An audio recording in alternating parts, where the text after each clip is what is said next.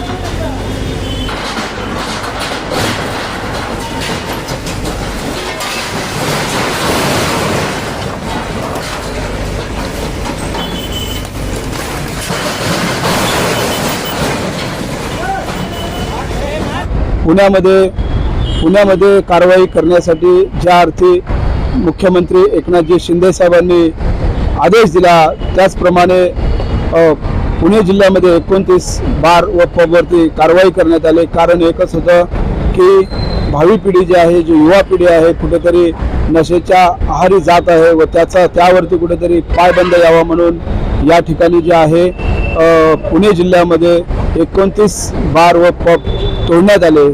त्याच ठिकाणी त्याच दुसऱ्या दिवशी मीरा भाईंदर शहरामध्ये अशाच पद्धतीचे आदेश देण्यात आले। मुख्यमंत्री साहेबांनी आदेश दिले, ठाणे जिल्हा व मीरा भाईंदर जिल्ह्यामध्ये देखील ज्या ठिकाणी पब व बार, अनधिकृत बार व पब आहेत त्यांच्यावरती कारवाई करण्यात यावी।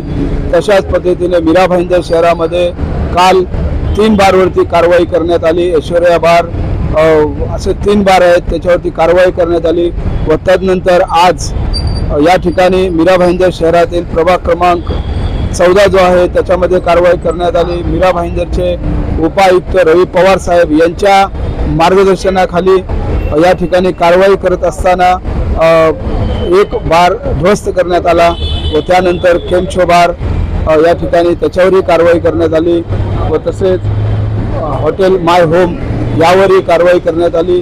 कारवाई होत असताना या ठिकाणी कुठेतरी दुजाभाव केल्याचं दिसून आलेलं आहे। पहिल्या हॉटेलवरती जे आहे पूर्णतः कारवाई करण्यात आली, दुसऱ्या हॉटेलवर जे आहे त्या ठिकाणी थोडी कमी कारवाई करण्यात आली, ज्या हॉटेलचं नाव आहे स्टे इन व त्यानंतर केमचो बार जे आहे त्या केमचो बारचा फक्त बोर्ड तोडण्यात आला व त्यानंतर जे माय होम व स्टे हॉटेल याच्यावरती कारवाई जशीच्या तशी ठेवण्यात आली. मुख्यमंत्री साहेब, तुमचा बुलडोजर फेल होताना दिसत आहे.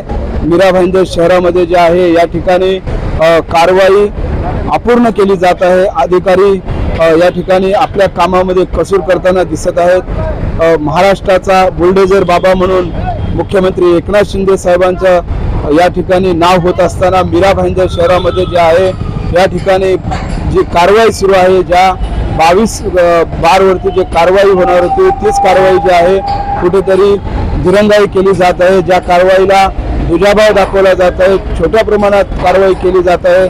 मुख्यमंत्री साहेब, तुमचे आमदार मीरा भाईंदर शहरामध्ये आहेत, परंतु या ठिकाणी अधिकारी वर्ग जो आहे कुठेतरी आपल्या कामात कसूर करताना दिसत आहे.